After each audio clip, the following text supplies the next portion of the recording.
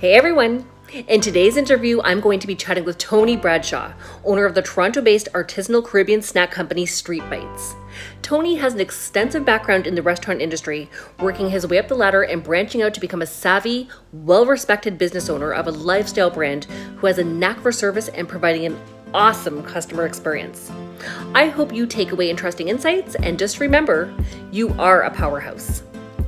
Tell me about your story. Well, my story started, I think I came to Canada in 1993 from Barbados, and started out at CN Tower.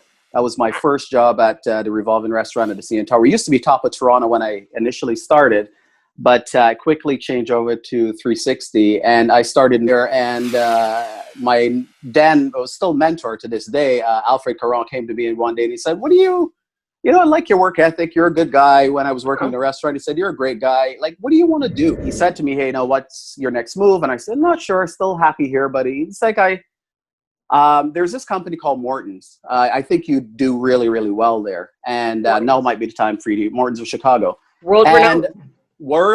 And funny enough, I listened to him. I trust him so much that about a month after I had that conversation, 2 weeks after Morton's reached out to me.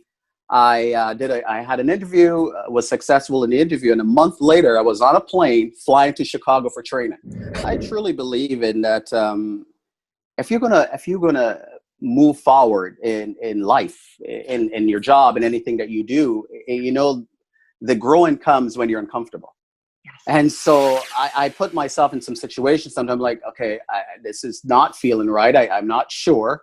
But I'm going to jump in and I'm going to smile and I'm going to I'm going to pretend that I should be here until it gets to the point that I'm like, okay, I'm here. I always say to people, the world is your stage, and really at the end of the day, we're all actors, right? Absolutely. So, and you can't, if you're not prepared to be uncomfortable, you're not going to grow. What would you say is your biggest challenge? And what was something that was your biggest success? I think my biggest success in the business world was probably opening my own restaurant. Yeah. That was something that I always wanted to do. I was working in the corporate environment. I was in an environment where I was very comfortable. I didn't have to worry about where my next paycheck was coming from. I did extremely well, but one day I said, this is not enough for me. I wanted to do a little bit more, and it worked out beautifully, and it came to life. I remember the first day we opened the place, I walked in and it was finished. I was like, oh my God, this was something 6 months ago that was on paper, and now it's come to life. So I felt that was by far my biggest accomplishment. My challenges are I think I take them sort of as they come. Mm-hmm. And so whether that's financing sometimes could be a challenge, whether that's sometimes people not seeing your vision. Sometimes you can take that personally because I have this idea and it's a great idea, and how come they don't get it? But I take it in stride. I take it all in stride, and I go, okay, the one thing that I like about me is that I have the ability to adapt. So if I'm going down one road and it's not working, I'm like, okay, let's stop. Let's go this way, because you got to keep it moving. You have to keep it moving. And something I said the other day to someone I was interviewing was that the word failure mm-hmm. is not typically a part of an entrepreneur's vocabulary. No. Everything is seen as a learning opportunity. It is. Or a challenge, but in terms of failure, there's really no such thing. So if something doesn't work out, you don't look at it and say, oh, that was terrible and this and that, or beat yourself up so much as you're like, you know what? Okay, it didn't work out, but I'm going to keep moving forward. Because that's not something that I ever considered. Even when I closed my restaurant after, I think, 2.5 years, mm-hmm. I was like, you know what? And that was delicious great. By the way. Thank you. I said, you know what? We came to a point where we need to take this in another direction, and that's what we did. So I never at one time said this was a failure or it went the way. I just was like, okay, let's just keep moving. Let's move on to the next thing, because I think that's what the spirit is about. I had all this experience. I traveled. I've done wine seminars and wine courses in Italy. I've done wine courses in France.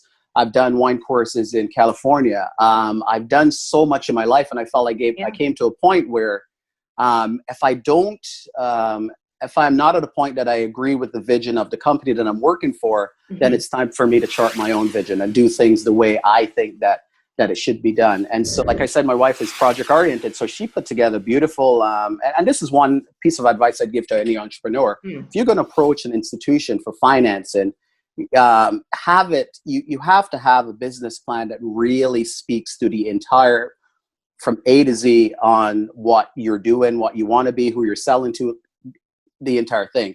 And so we took that to the bank, and she was super impressed with the whole. She's like, wow, you really, I mean, I took a thick binder of everything you can think of in this business. And because of that, we were successful in getting funded from a bank for a restaurant. You know, was it like a presentation? Was it? It was a full-on presentation. Like I went in with this thick binder, and I sat down with, initially she said to me, you know, there are a couple of things you need differently. And so I'm like, okay. And so I went in and I met with her and I believe her regional manager at the time. And I gave them each a copy, and we went through the numbers, we went through the concept, we went through the community where we were in. I knew everything there was to know about that project. And so that's why we were successful. So I would advise anybody to make sure, I know that wasn't the question, but to make sure that you know A to Z on what you're selling, what you're doing, and especially your numbers. That's really, really important. And how much time did you spend researching that? Like what kind of time and effort went into the business plan even before you got to the presentation point? It was probably about 6 months or so. And that's me guessing, maybe a little bit less, but I took a look at where I wanted to be. Well, first it started with the concept. How, when somebody walks into that or walks towards your building, how should they feel? When they walk in, what should they hear? What should they see? What should they smell? Like I did not know that. Oh, I took it every single level. And once they're, who should greet them? How should they greet them? And then how do we take an order? What's the best way of taking an order? How quickly we should take an order? Like each detail, I went through every single detail. Obviously, when we're dealing with the public, things are going to sometimes not go the way that we want them to go. So how do we respond? Because those are opportunities where you can really turn some situations around and make people raging fans. It's not necessary because you're going to mess up. I remember Danny Meyer once said, Danny Meyer, a famous restaurateur out of New York City, said, you know, the road to success is paved with mistakes well handled. Sometimes you'll never have an opportunity to get feedback right away. And if it's negative feedback, you should be thinking, how can I turn this around? How can I have this person leave in here telling other people, hey, last night I went to Tony's place. I had an experience that didn't start off well, but boy, did he finish it well. Would you say this year, especially with COVID, right? It's kind of hard to avoid that topic. But would you say this year that same sort of customer service has served you well and provided the longevity that you need to not just have for this year, but going beyond this year? Yeah, I think it's a little bit tricky now because there's not that one-on-one interaction that we love so much about our business. That's not, it's a little bit more challenging, but you gotta, what we've tried to do is figure out how we can still create those memorable moments without having the one-to-one. So it could be a follow-up email. It could be adding a little note to a guest's meal when it's customer's meal when it's going out. It could be just those little things to say, hey, I'm still thinking about you. I still think you're great. But it's always those putting yourself in their shoes and making sure that you're doing that little extra to let them know that we appreciate you a lot more than you just buying a meal from us. Yeah, that's wonderful. Wonderful. I would even say too, because I'm very much about customer service. You can ask my husband. If it's not there, you will hear about it. You will know. And I much prefer to give compliments. Yes. Send an email off saying this was great service, this was wonderful, as opposed to, complaining. And I always try to take into account, okay, maybe somebody's having a bad day or something like that. At the same time, Toronto is a world-class city.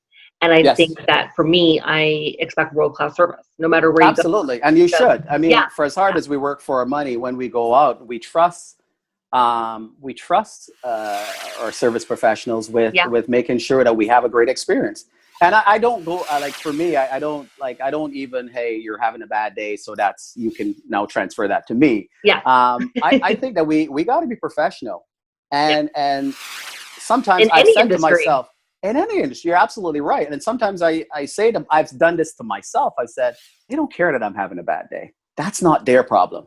You know what I mean? I got to suck it up. I got to make sure that they have the best experience possible. So you're very creative. You always have to think outside of the box. Absolutely. Whether it be service, whether it be with the staff, that's something that Mhm. an entrepreneur has to think about. It's not just, okay, start up the business and let's go. But Yes. you're always having to be creative and not just think outside of the box, but stay ahead of Mhm. the competition. So Absolutely. how do you go about doing that? Just from For, from an entire business perspective. for me, it's, I enjoy the process. And I know I'm in this business as I'm an entrepreneur because it's not, no 2 days are going to be the same. You know, at some point, something is going to blow up. It's like, oh my God, this is happening. What do I do? And so, and that's half the fun. If you like structure and you like things to be the same every single day, then this is not for you. This is not for you.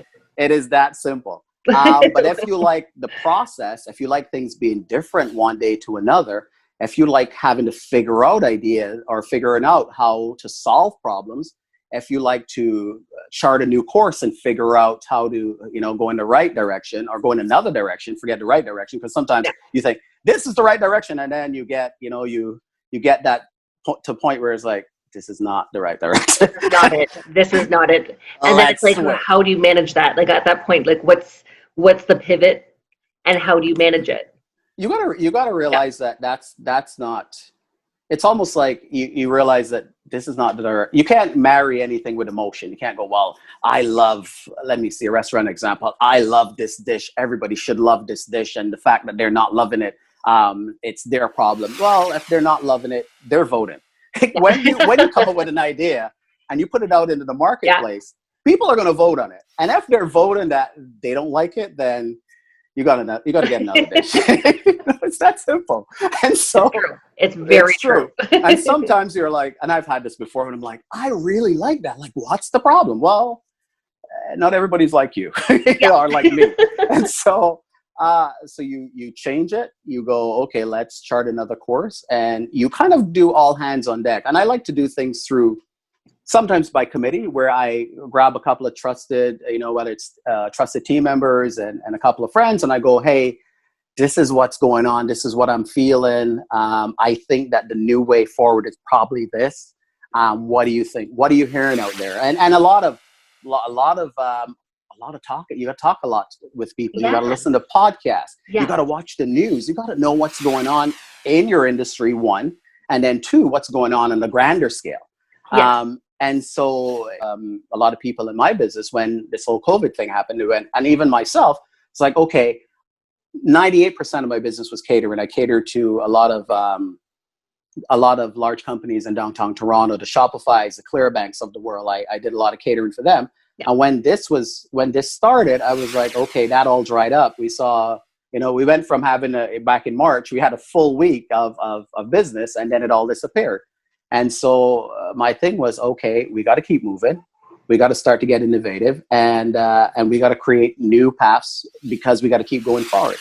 And so, things are going to happen. I mean, Mike Tyson famously said one time, everybody has a plan until they're punched in the face. And in this business, you get punched in the face a lot, but you got to take it. True. You got to, you got to get knocked down 5 times and make sure you get up 6 times and keep it moving.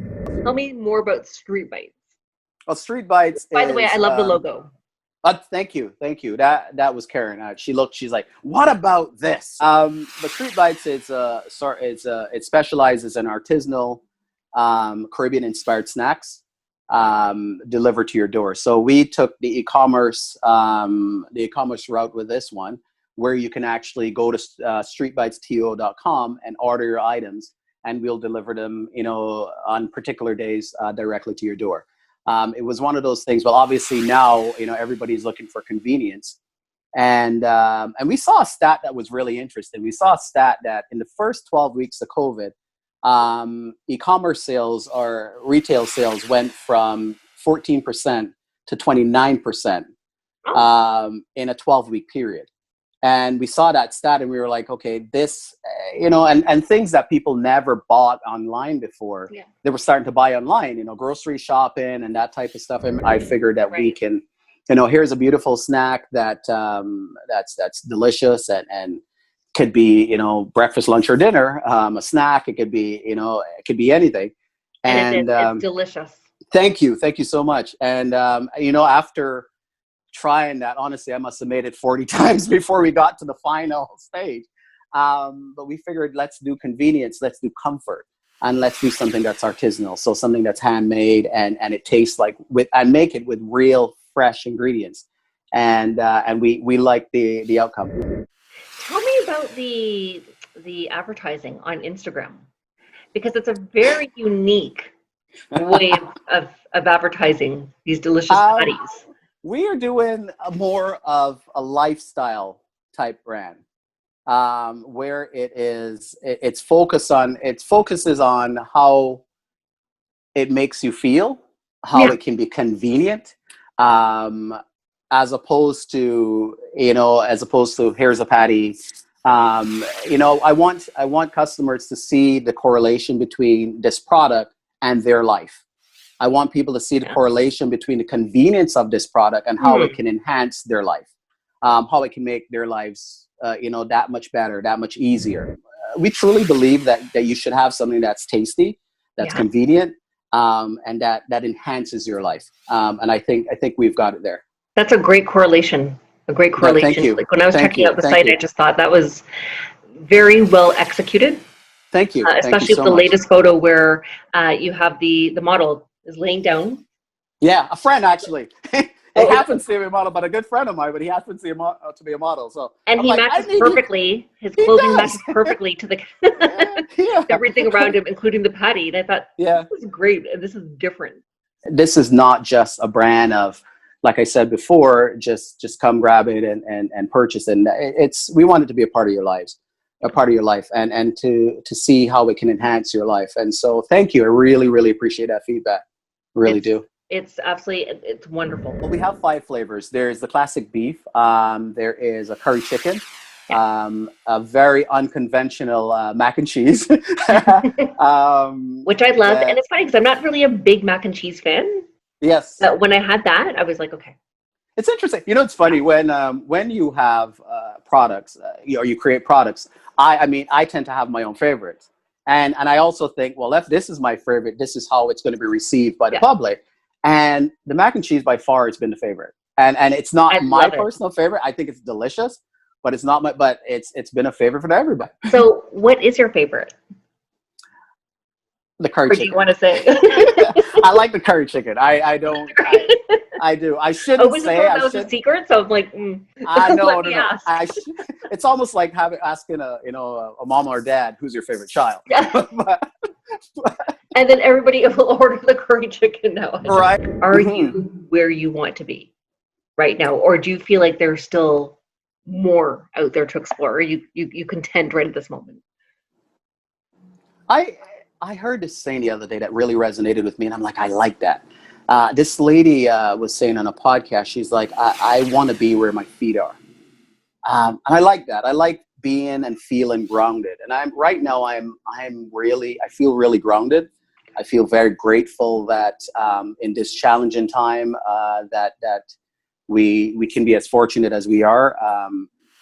My friends, I always try and reach out to them to make sure that everybody in my community is okay. And anybody that eventually hears this, if they ever want to reach out, I believe in community. So anybody wants to reach out to ask a question, get some direction, whatever, I'd be more than happy to help. It's funny. I'm the, oh my God, this is a great idea. Let's go with this. And she is the, let's put it on paper and see if it'll work.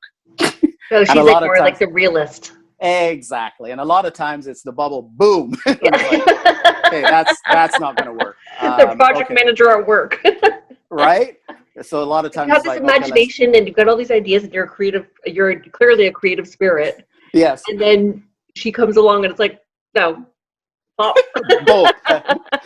The thing that I love about her though in that process is a lot of times, because I would be one to go, well, how much is this going to cost? And she was like, we're not starting any idea with cost. We're starting an idea with impact. We're starting with how is it going to impact your brand? How is it going to impact your guests?